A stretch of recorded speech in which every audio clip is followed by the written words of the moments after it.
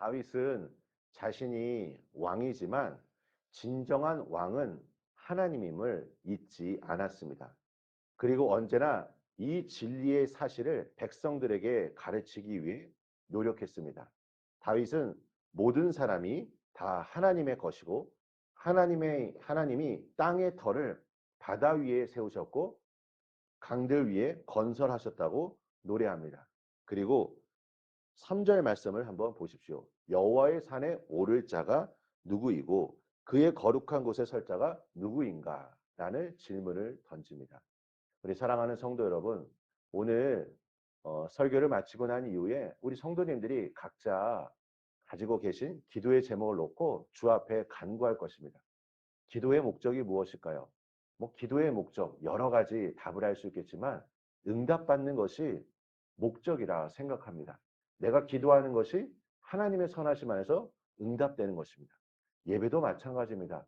우리가 이렇게 귀한 마음으로 이 성전에 왔는데 예배를 드리는 목적이 무엇일까요? 예배를 통해 하나님과의 인격적인 만남이 있어야 할 것입니다. 만남이 있는 신앙은 성장하고 또 만남이 있는 신앙은 그 감동과 감격 속에 열정을 가지고 사명을 감당하게 될 것입니다. 오늘 이 시편 24편 순절 말씀의 이 질문을 우리가 한번 생각해 보길 원합니다. 여호와의 산에 오를 자가 누구인가? 그의 거룩한 곳에 설 자가 누구인가? 다윗은 4절 말씀에 그것에 대한 답을 합니다. 첫 번째로는 손을 손이 깨끗한 자입니다. 이 말은 죄악을 범하지 않는다는 의미로 은유적인 표현입니다. 즉 회개를 상징하고 있습니다.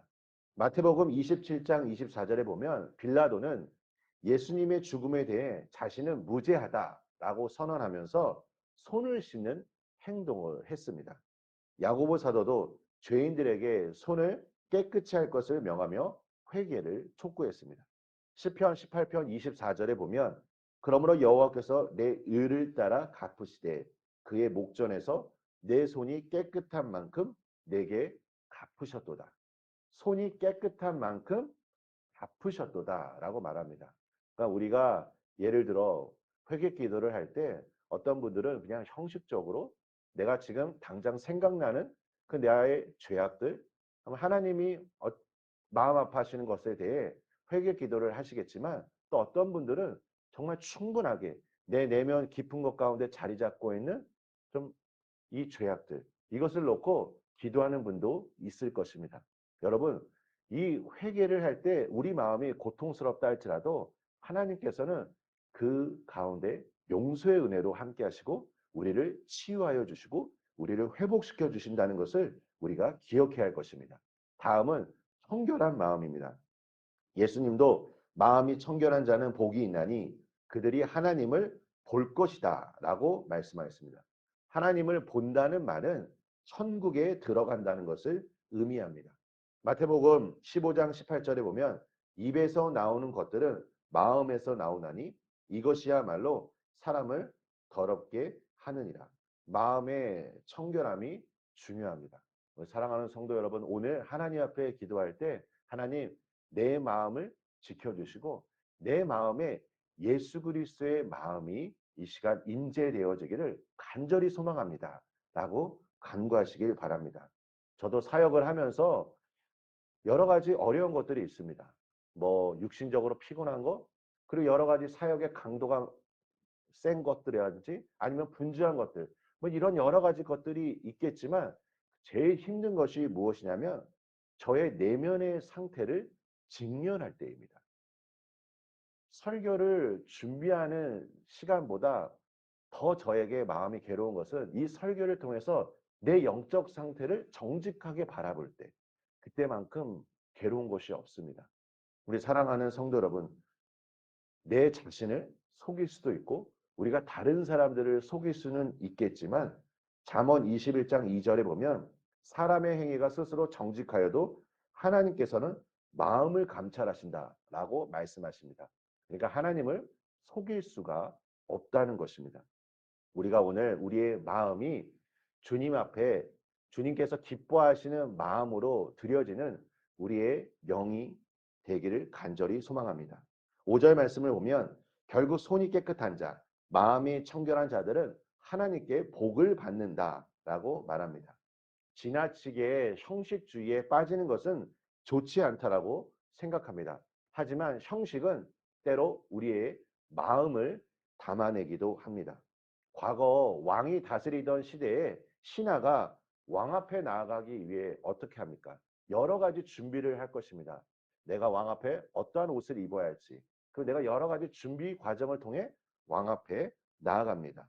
오늘 우리가 예배의 자리로 나아가기 전에 진정한 왕이신 하나님 앞에 우리가 얼마만큼 준비되었는지 내 영적 상태를 살펴보는 것이 중요하다고 생각합니다.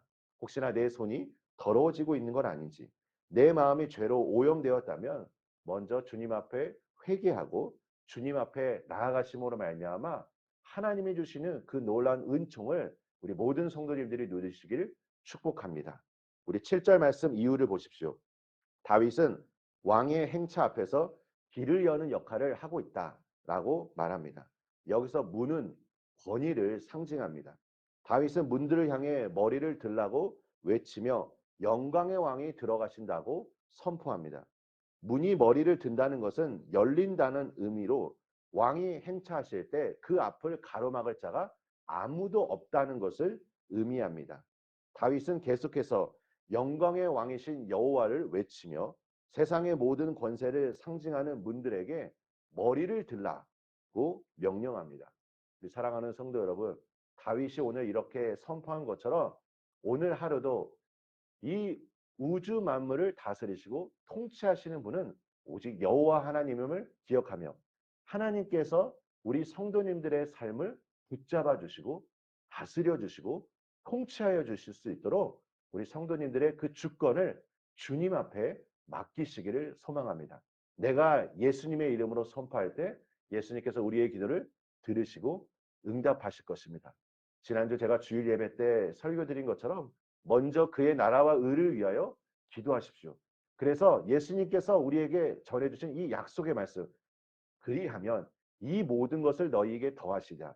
그 말씀이 우리 삶 속에 어떻게 성취되어질지 우리가 기대함으로 주 앞에 나아가시는 우리 모든 성도님들 되시길 예수님의 이름으로 축원합니다. 우리 함께 기도하겠습니다.